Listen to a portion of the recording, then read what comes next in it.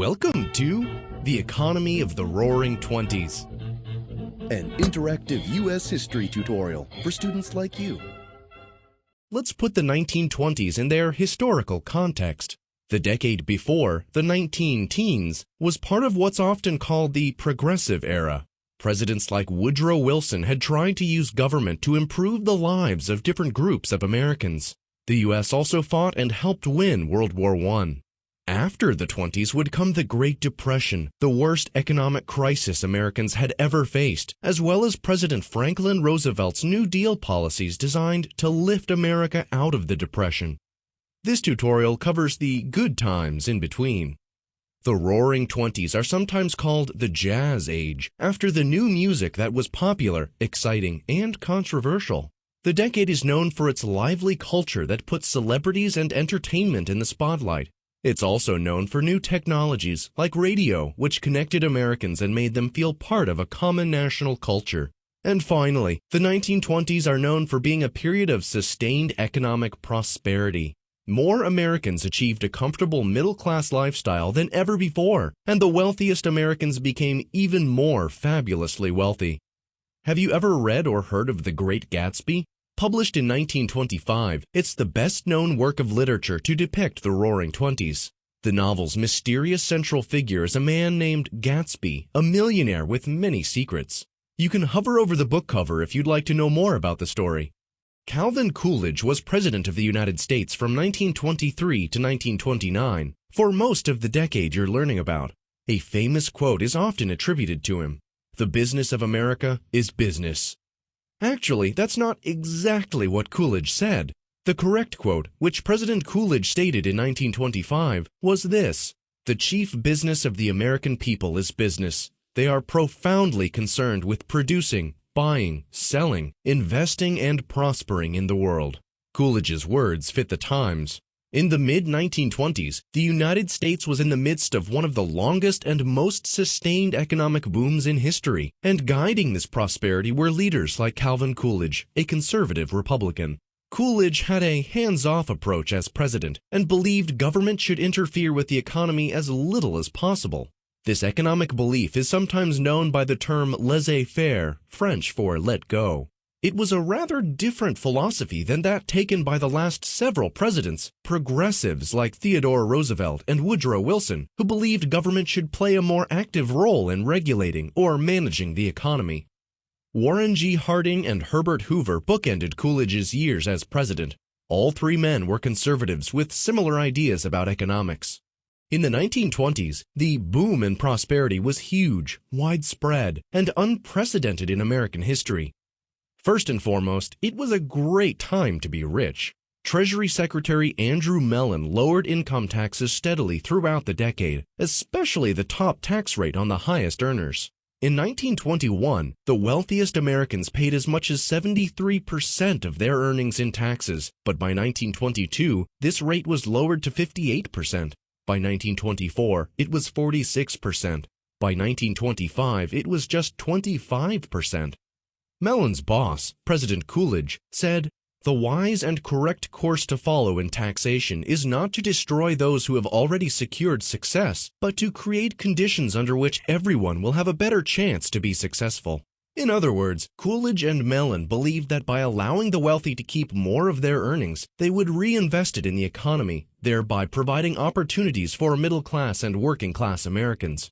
Later on, this belief would become known as supply-side or trickle-down economics. At least for a while in the 1920s, it seemed to work. Many more Americans entered the upper class than ever before. Between 1922 and 1928, the number of Americans reporting earnings of over $100,000, a huge amount of money at that time, almost quadrupled or multiplied by 4. But the 1920s were also a very good time to be middle class. Ordinary workers saw their real wages, their purchasing power adjusted for inflation, increase by about 20% during the decade. The techniques of mass production pioneered by Henry Ford in the auto industry were adopted by other industries. This meant that consumer products, from toasters to vacuums to washing machines, could be made less expensively and sold more affordably. and middle-class families increasingly found themselves able to save, invest money, purchase insurance policies, and take vacations. Many workers saw their employers offer bonuses, pensions, and other fringe benefits for the first time. By the end of the decade, ordinary urban families across America could reasonably expect to own a car, a washing machine, a radio, a refrigerator, and many other modern conveniences. A generation ago, these goods would have been affordable only to the very wealthy, or they wouldn't have existed at all. Now, they were more than just affordable, they began to seem like necessities, tickets to the good life of the modern era. The prosperity of the 1920s didn't reach all people. Rural Americans were mostly left out. It wasn't until 1920 that the population of urban Americans, those who lived in cities, surpassed the number of rural Americans, those who lived on farms or in the country. Many American farms lacked electrical power well into the 1930s, so the new inventions and consumer products, most of which required electricity, largely bypassed rural America. Agriculture was the weakest part of the economy. The years of World War I had been very profitable for farmers, who had been encouraged to produce enough crops to feed and clothe a hungry, war-torn world. Many farmers had invested in land, tractors, and other new technologies to take advantage of the boom. But after the war, prices dropped sharply.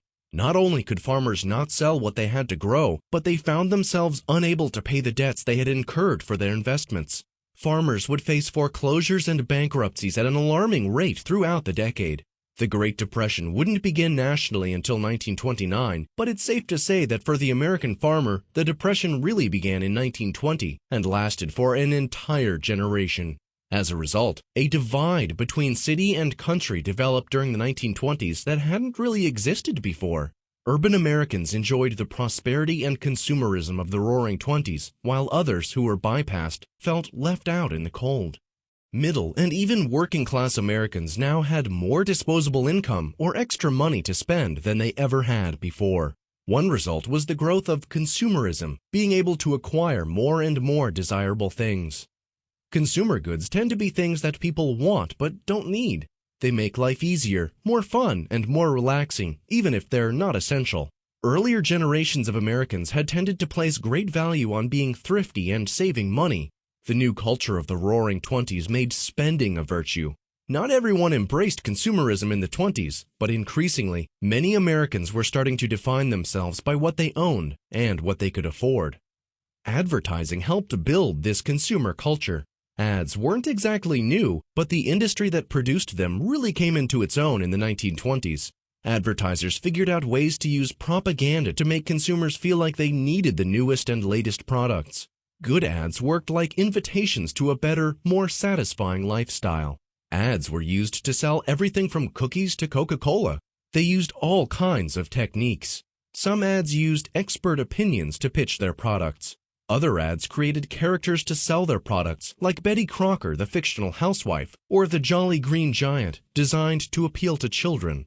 Some ads exploited people's insecurities, promising solutions to problems they hadn't even known they had. This ad shows a young woman sitting sad and alone while a happy couple dances in the background. What's her problem? Halitosis, which, according to the ad, makes you unpopular. What's halitosis? It's a fancy Latin name for bad breath, a term which was introduced in the 1920s by the Lambert Pharmaceutical Company, the makers of Listerine, a mouthwash. The ad goes on to say that bad breath can cost a person their friends. They may be nice to you, but it is an effort. Before the 1920s, no one had even heard of halitosis. Probably everyone then had bad breath and didn't think twice about it. But now, the advertisers for a mouthwash company created a new problem, halitosis, and conveniently marketed the solution, Listerine. Sales of the product skyrocketed. Using techniques like this, the ad industry would go on to become a major driver of the American economy in the 20th century and beyond. Automobile sales made up the biggest part of the 20s boom. Other industries, like steel, glass, rubber, and oil, thrived when auto sales were strong. With cars becoming more of a necessity than a luxury, the freedom of mobility was now available to most Americans for the first time in history. In 1929 alone, more than 5.3 million new cars rolled off American assembly lines. This represented more than 80% of worldwide auto production. Ford had long been the dominant car company, accounting for more than 50% of auto sales when the decade began in 1920. Ford's simple and successful strategy was to make the best value car for the lowest cost, keeping its product line very simple and lowering prices for consumers almost every year. In fact, until 1927, Ford produced exactly one kind of car, the Model T, which was available in exactly one color, black. Ford's main competitor was GM, General Motors.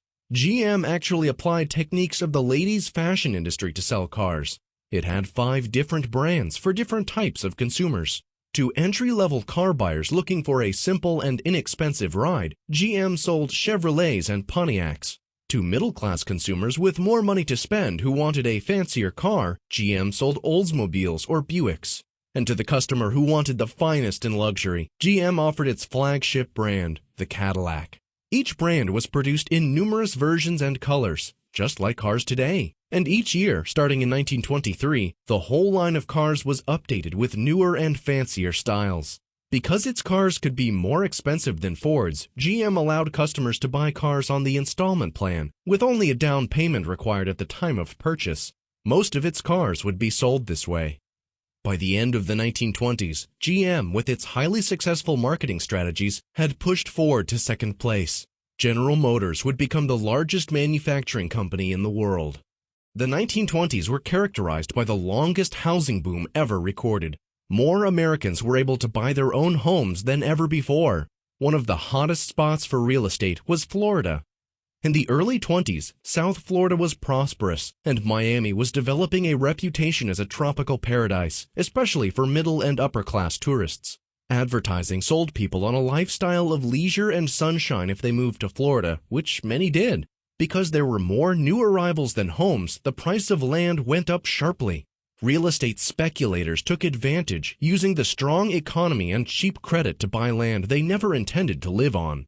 Instead, these speculators planned to resell the land for a large profit as prices rose. As much of 2/3 of all Florida real estate during the boom was bought and sold by mail to speculators who had never even visited the state. Instead, they hired other people to stand around in vacant lots, waiting for investors with cash to come by and make a down payment, which they did. Land was sold at auction, and a property could sometimes be sold and resold as many as 10 times a day as prices rose by the hour. Developers planned and started to build brand new cities for the new Floridians. But by 1925, prices had reached such an expensive peak that new customers stopped arriving, and current customers wanted to sell. Prices fell sharply. The real estate bust, combined with a destructive hurricane that hit South Florida in 1926, wrecked Florida's economy. Many of the new developments weren't completed or were never built at all. The boom and bust cycle in Florida didn't affect most Americans outside the state, but it foreshadowed trends that would occur on a national scale in the late 1920s. The stock market played a large role in the booming economy, especially in the later years of the 1920s. In 1927, 1928, and 1929, it came to seem to ordinary Americans that almost anybody could get rich quick by investing in stocks. Stock represent a share or part ownership in a company. Companies looking to expand or make more money can decide to sell shares of their business to investors by going public. Those who buy the shares then become co-owners of the company. The more shares you own, the bigger your stake in the company. The price of stock can fluctuate depending on the worth or the perceived value of the company. If General Motors is doing well and making lots of sales, its value increases, and so does the price of its shares. All shareholders of GM stock then see its value rise, and they become richer, at least on paper. They would have to actually sell the shares on the stock market to collect that increased dollar value. Stockholders may also receive a share of the company's profits in the form of a dividend check. Shares can drop in value too, of course. It's possible to buy stock at one price and wind up with shares that are worth far less. Because of this, investing in the stock market can be risky, like a roller coaster. During the 1920s, that roller coaster seemed to go up, up, up in one direction only. Investors call this a bull market, a sustained period of rising stock prices. From 1925 to 1929, the value of the New York Stock Exchange more than tripled from $27 billion to $87 billion. A good example of an individual stock is RCA, Radio Corporation of America. RCA was a hot stock in the 1920s based around the new technology of radio broadcasting. In 1921, a share of RCA stock could be bought for about $1.50. By 1924, the stock was worth more than $67. By 1928, it was worth $420. And in 1929, the stock split, giving the owner of each share 5 new shares, each of which peaked at $114, or $570 per original share. If someone had invested $2,650 in 1921, they could be a millionaire by the end of the decade from that stock purchase alone. The period between March 1928 and September 1929 is known as the Great Bull Market. Some stocks rose in value by as much as 700% during that time. Speculators drove prices up. They bought stocks not as long-term investments, but only to turn around and resell them for a profit. A sense of unreality, of fantasy set in among investors. It honestly seemed like the bull market bubble would keep expanding and expanding without ever popping. The stock market had traditionally been a rich man's game, but in the late 20s, many middle and even working-class Americans became more and more convinced that they could become millionaires by playing the stock market. So housekeepers, factory workers, clerks, and mechanics found themselves investing their entire life savings or borrowing large sums of money to invest.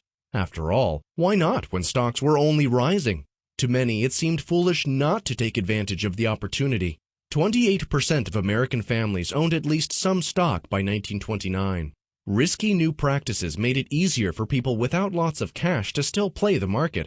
One was buying on margin. Let's say a person wanted to buy $1,000 worth of stock but only had $100 on hand. He would buy on margin, putting down the 10% and borrowing the other 90% from the stockbroker who made the deal. Stockbrokers buy and sell stocks on behalf of their clients. Buying on margin worked well when stock prices continued to skyrocket. If the stock you owned rose in value, you could sell it, repay 90% of what you had financed, and still collect a healthy profit. But what if stock prices dropped? You might find yourself heavily in debt for something that was worth less than what it was when you purchased it. Many Americans didn't want to believe that could happen. The economy had been so strong for so long that it seemed America had entered a new realm of permanent growth and prosperity. It's tough to learn about the economy of the 1920s without thinking ahead to what happened at the decade's end. People living in real time in their historical era don't have the benefit of hindsight. They don't know what's coming up for them like we do looking back. When Herbert Hoover ran for president in 1928, a Republican Party ad promised that the prosperity would continue, a chicken in every pot and a car in every backyard to boot. When he was inaugurated in 1929, President Hoover told Americans, "I have no fears for the future of our country. It is bright with hope." In October of that year, the stock market crashed with disastrous consequences for the economy. It was the beginning of the Great Depression. A panic resulted. No one wanted to buy stocks, and everyone wanted to sell theirs for whatever price they could get their hands on. Remember that single share of RCA stock that was worth the equivalent of more than $500 before the crash? Weeks after the stock bubble popped, that investment was worth a mere $28. What if you had purchased that stock in 1928 or 1929 for hundreds of dollars, assuming it would go even higher? What if you had done so on margin, with borrowed money? It's not as simple as saying the stock market crash caused the Great Depression that followed. The causes of the Depression are complicated, and another tutorial covers the topic in more detail. But over-speculation and unwise investments helped destabilize the economy.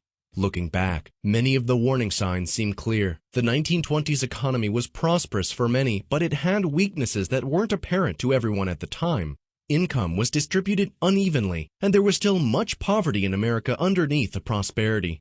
The middle class had done well, but in the late 20s, many had seen their purchasing power decline as prices rose. And many Americans had overextended themselves by making expensive purchases, like cars, using installment plans. This left them paying off old purchases instead of making the new purchases needed to drive a consumer economy. The fundamental business of the country is on a sound and prosperous basis, declared President Hoover the day after the stock market crash. The years that followed, unfortunately, would prove him wrong.